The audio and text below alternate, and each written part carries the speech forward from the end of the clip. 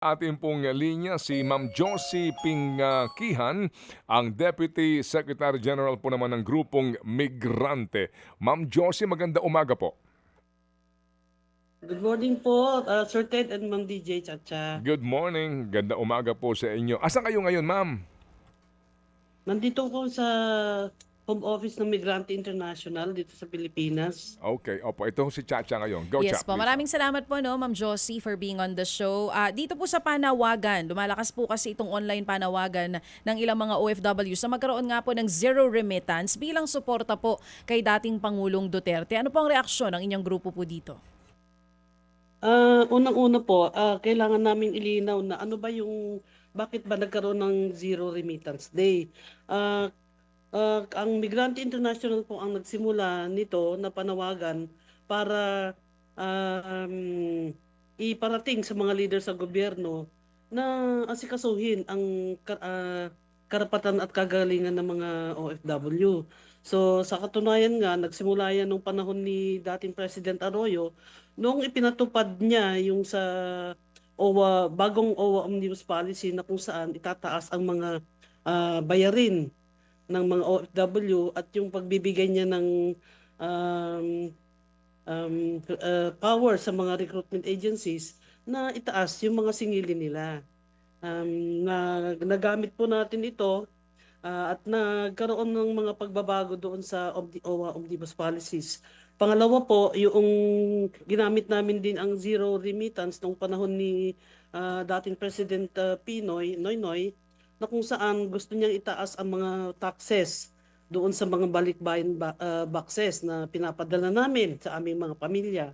So, ang gusto po naming iparating no, sa ating mga kababayan na yung Zero Remittance Day ay isang political action na ginagamit natin bilang pag-pressure sa ating government na sa hangad nating pagbabago ng mga polisiya o kaya kung ano man yung batas nilang gagawin para sa kapakanan ng ating OFW. Ngayon, yung balak nila na mag-zero remittance day para pauwiin si dating Presidente Duterte, eh kung titingnan po natin, parang insulto po yan sa mga namatay noong kapanahonan niya. At kung maalala din natin, nung panahon din ni dating President Duterte, ipinatupad niya yung persadong pagbabayad natin ng SSS at saka yung PhilHealth na naipagtagumpay din naman namin na kung saan na-suspend yung mandatory implementation ng ng PhilHealth at recently nakatanggap tayo ng balita na mula sa Supreme Court na dineklarang unconstitutional yung paniningil ng SSS sa paggamit ng OEC. So, sabi nyo nga po ginawa nyo rin ito noon, pero ngayon nagagawin po ito ng ibang grupo ng mga OFWs, hindi po sang-ayon ang migrante. Hindi po sumasang-ayon ang migrante sa gagawin nilang pagpapauwi sa pamamagitan ng Zero Remittance Day. Dito ho, ma'am, um, sa punto po ng grupong migrante, sa nangyayari po ngayon, meron ba kayong nagkakaisang paninindigan dito so far?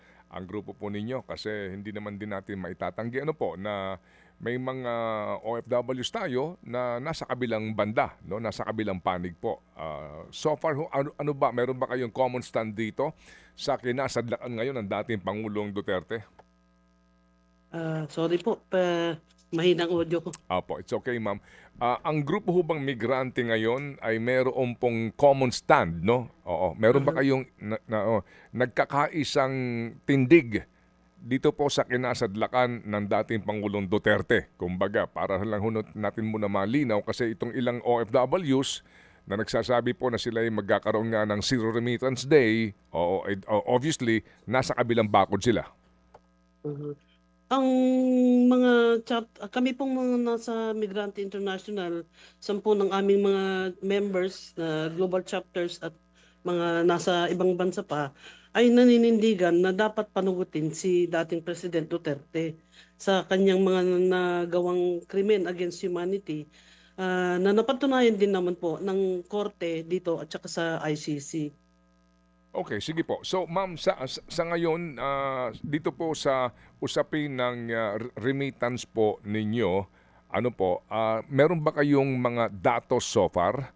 Opo, sa grupo po ng migrante, kung gaano ba kalaki ang contribution ninyo sa dollar remittance po natin, kung meron man. Aha. Noon pong 2023, umabot po ng 32.2 billion US dollars. Malaki po yan.